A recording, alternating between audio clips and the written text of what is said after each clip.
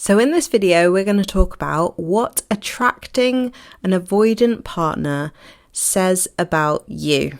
Because at the end of the day, everyone's a mirror, and there is something to be learnt from every relationship that we have, even if that's not romantically, but especially romantically, we're most likely to be triggered into coming into contact with the parts of ourselves that we might have pushed down, or parts of ourselves or parts of the past that have not been processed. Okay, so this is where it gets interesting for you, where the real work begins. So if you're in a situation with a person who is avoidant, and don't worry, I will do some videos for the people who are saying that they're avoidant and you're thinking, oh my God, what about me? I'm the avoidant one.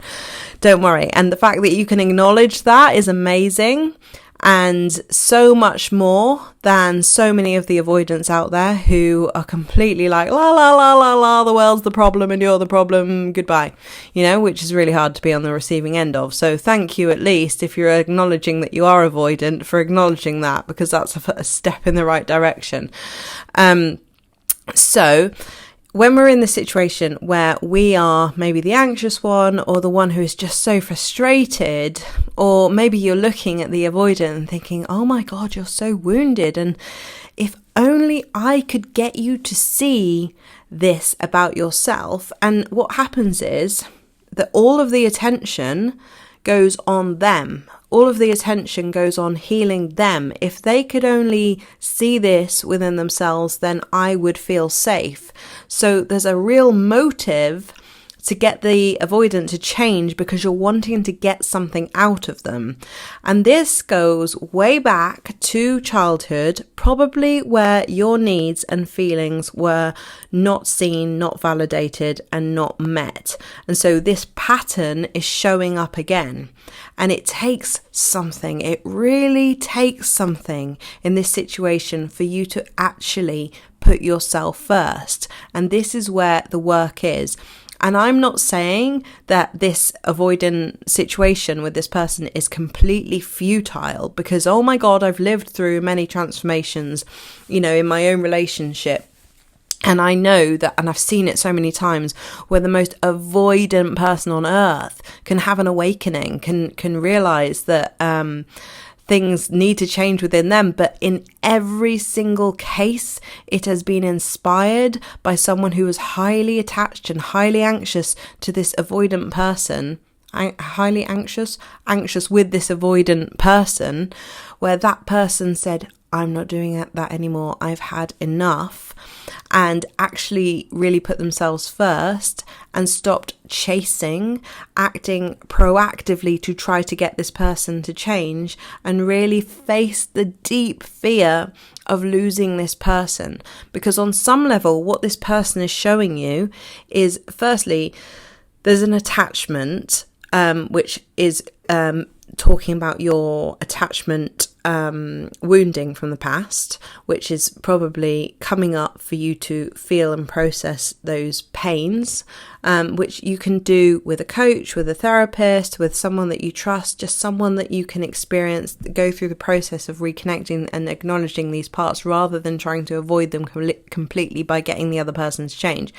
Remember that their work on healing themselves is theirs, but that doesn't let you off the hook, even if they do it. Because honest to God, if they go away and work on themselves and get really good with their pain, and they release their shame, and they start actually showing up as someone who loves themselves, that is going to be a direct mirror to you about where you haven't done that.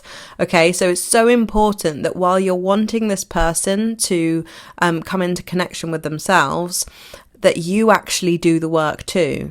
So you've got to basically lead the way, and some people do it together, if that's a healthy situation where both are conscious enough to know that they've got to do that.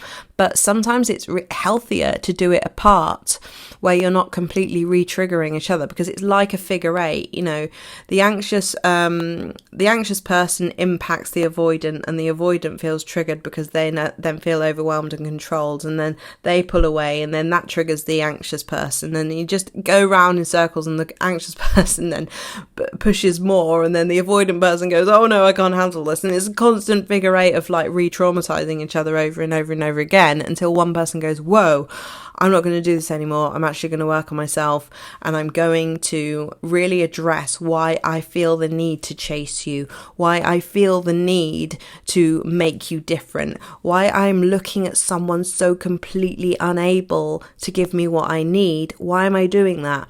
That is probably linked to the fact that when you were younger, you didn't get feelings and needs acknowledged and met. And that's what you're familiar with, and that's what you're used to. And on some level, there's this belief that if I can get this distant figure to see me, then I'll feel complete. It's almost like our wounded child selves, that sort of like wiring from when we were younger, is endlessly seeking redemption from the unmet needs of our past. But the only person that can really do that is you. So, and I say just you, but actually it really takes something else. It's like, it's not just you sitting and thinking and like, you know, on your own. It's like, it really is relationships that do actually heal us, which is why you need to seek out people who get it. You need to seek out people who are safe for you to experience and express these things. You need to seek out people who can and will healthily validate you, you know, because validation has a bit of a bad rep. Like, you've got to validate yourself. I'm sure I've even said that before, but the thing is, you've got to validate yourself to a point, and then we need human connection to validate our experiences. Otherwise we live in a constant state of like invalidation. And we need to be able to be mirrored healthy communication and acknowledgement for us to be able to know. And this is what we didn't get when we were younger, right? This is why so many people struggle all their lives, because they've never been validated for feeling angry, for feeling sad. They've been told, oh, it's all right, you've got all these nice things here. Why are you feeling like that? And all this kind of thing. So actually we need healthy connections with people who get it, to be able to learn how to validate ourselves, so that we can express our needs effectively and not feel like we're asking for too much. See, this is the dynamic with these situations where someone is mirroring to you, like, you know, that they're not doing something, and you're feeling so frustrated. You're feeling so like, oh my God, why don't they just do what I need them to do? That frustration is such a big clue to your pain. That's such a big clue to where you need to go. Actually, sometimes it's the painful things, in fact most of the time it's the painful emotions and the frustrations and the difficult things in life that is a clue and our pathway to freedom. So you have to follow that and see where it leads you. And often it will lead to grief, or it'll lead to sadness, or it'll lead to some kind of powerlessness or despair that was not resolved when you needed it to be resolved when you were younger. So you've been carrying it all this time and now are projecting it into your relationships. Now, this sounds like a bit complicated, I suppose, because everybody's so different and the process of understanding these things is messy. Which is why I think that it is good that you work with someone that you trust, because it really does feel like when you're coming out of this absolute mad foggy haze of, like, you know, the confusion of manifestation and knowing that everyone's a mirror, and then knowing that also everyone's responsible for their own experience and you're not responsible for other people. It's a lot of contradictions that can feel really overwhelming. And when you get through all of that, you actually feel so much more clarity and so much more peace within yourself, that what you're feeling makes sense, what you're asking for makes sense, and you don't feel bad about it. And if someone doesn't give it to you, you know that it's not for you to chase it, because you've actually got that within yourself already. And it's not a matter of needing it, it's a matter of like desiring it, having a normal desire for like normal, good communication, deep communication, intimacy with people. These are all like very natural human desires. But when you get out of that kind of foggy haze, you're not going to be in this, oh my God, why don't they do what I need them to do? And what if they don't? What if I never hear from them again? And what if I lose them? That will all just go away, and you'll feel a lot better and stronger within yourself, and know that you have the ability to create amazing dynamics in your relationship. So my suggestion is that you go first, and don't wait for them to heal, because you might be the inspiration for them that inspires them to do the work by doing it yourself and having that energy shift within you first.